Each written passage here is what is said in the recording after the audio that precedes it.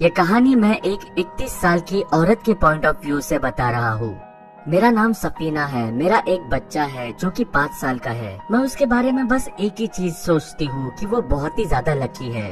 Lucky इसलिए क्योंकि जब मैंने उसे जन्म दिया था तब उसकी सांस नहीं चल रही थी। डॉक्टर ने उसे डेड घोषित कर दिया था, लेकिन कुछ 5 मिनट बाद उसने मिराकुलस रिकवरी की और वो वापस से सांस लेने लगा। इतना ही नहीं, उसने बहुत बार अपनी डेथ एस्केप की है।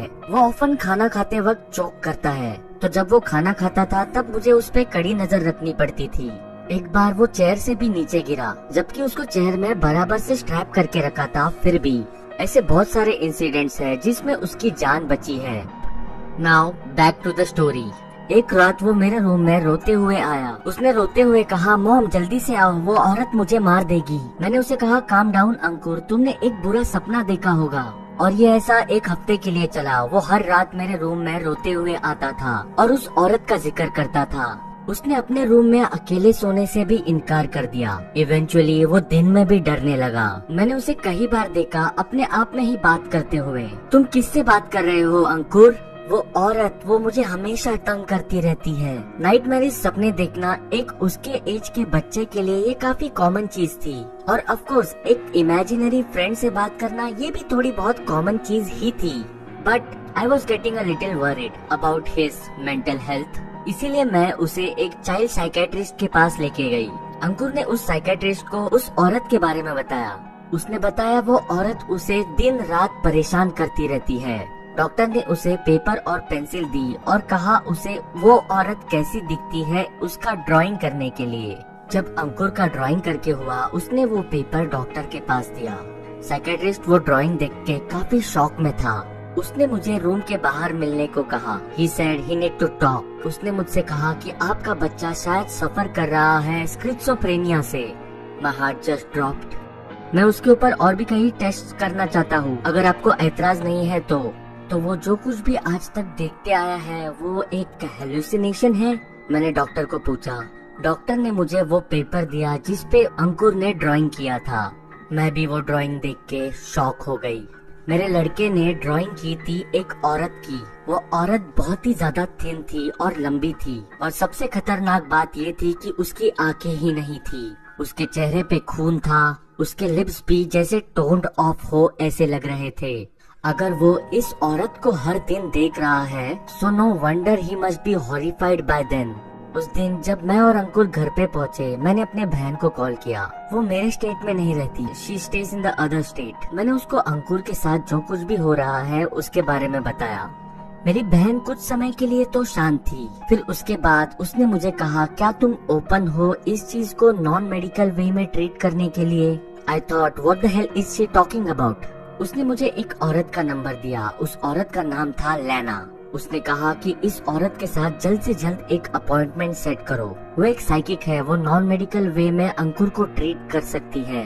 मैं इन सारी चीजों में बिलीव तो नहीं करती, लेकिन मैं भी डेस्परेट थी। मुझे मेरे बच्चे को कुछ भी हालत में हो बचाना था। मैंने उस औरत के साथ सैटरडे की अपॉइंटमेंट फिक्स की। हम जब शनिवार को लैना के घर पे पहुँचे, लैना ने ही दरवाजा खोला। She greeted us with a smile. She looked like she's in her mid-30s। उसके कपड़े भी काफी मॉडर्न थे। I mean, मैं कभी एक साइकिक के घर पे गई तो नहीं हूँ, लेकिन उसका घर जैसे मैंने एक्सपेक्ट किया था वैसा तो नहीं था। I mean, मैंने सुना था और देखा था फिल्मों में कि किसी भी साइकिक का घर काफी डार्क, डीम लाइट लगी हो ऐसा होता है। It was kind of normal, no crystal balls, no crystal jars, no animal parts, just clean normal house। आपका घर काफी अच्छा है, मैंने उससे कहा। Oh thank you so much. मेरे दिमाग में बहुत सारी आवाजें चलती रहती है, तो मुझे ऐसा पीसफुल घर रखना काफी पसंद है, so that it doesn't add to chaos. लैना ने अंकुर की आंखों में देखा। और तुम शायद अंकुर हो, लैना ने अंकुर से कहा। लैना अंकुर की आंखों में काफी डीपली स्टेयर कर रही थी। The longer she stared, more faded her smile became. क्या तुम्हारे साथ कभी ऐसी घटना घटी है अंकुर जिसमें तुम्हारी जान खतरे में आई हो? उसने अंकुर से पूछा। अंकुर ने ना कहते हुए अपना सर हिलाया। मैंने इंटरप्ट करते हुए लैना से कहा, ऐसे बहुत सारे किस्से हुए हैं जिसमें अंकुर की जान जा सकती थी। इनफैक्ट वो जब भी पैदा हुआ था तभी ही एक किस्सा हुआ था। लेकिन लैना का चेहरा काफी कंफ्यूजिंग लुक दे रहा था। वो काफी कंफ्यूज लग रही थी। लैना ने कहा, मैं आपको एक बात फ्रैंकली बता देती हूँ। जब अंकुर का जन्म हुआ था वो एक्चुअली 5 मिनट के लिए मर गया था और उस 5 मिनट में वो एक अलग दुनिया में गया था। उस अलग दुनिया में एक औरत ने अंकुर को पाया और उस औरत ने डिसाइड किया कि वो अंकुर को अपना बेटा बना लेगी। और फिर जब 5 मिनट बाद अंकुर फिर से जिंदा हो गया तब वो औरत अकेली रह गई और उसके बाद से वो औरत अंकुर को वापस पाना चाहती है। ये चीज वो चीज नहीं थी जो मैं सुनना चाहती थी। मैं काफी डर चुकी थी। तो उस औरत से कैसे हम पीछा छुड़ा सकते हैं? मैंने लैना से पूछा। लैना ने कहा, तुम्हें ऑलरेडी पता है उस औरत को क्या चाहिए। ये सुनने के बाद मैं अंकुर को लेके अपने घर पे आ गई। मैंने अपने बहन को कॉल लगाया और कहा कि वो औरत थोड़ी सी पागल थी। हमने अपने पैसे खाली फुकट में वेस्ट कर दिए हैं एक फ्रॉड के ऊपर। और मैंने ये भी कहा कि मैं चाइल्ड साइकेट्रिस्ट से ही अपॉइंटमेंट लेके मेडिकल ट्रीटमेंट से ही अंकुर का इलाज करना चाहती हूँ। लेटर दैट नाइट मैं और अंकुर मेरे बेड पे सो रहे थे।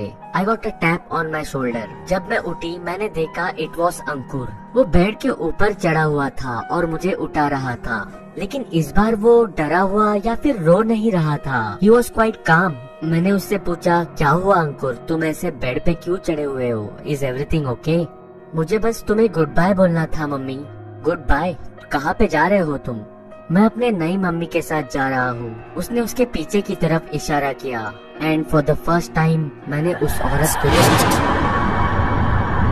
वो औरत बिल्कुल वैसी ही थी जैसे उसने पेपर में ड्रॉ किया था। उस औरत ने अपने हाथ फैलाए और अंकुर उसके पास चलते हुए गया और वो दोनों भी मेरे आंखों के सामने वहाँ से डिसअपियर हो गए।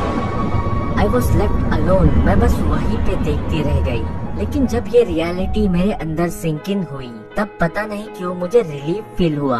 रिलीफ इसलिए क्योंकि मुझे रियलाइज हुआ कि he is no longer scared और suffering from anything. But I really wish कि मैं उसे बचा सकती।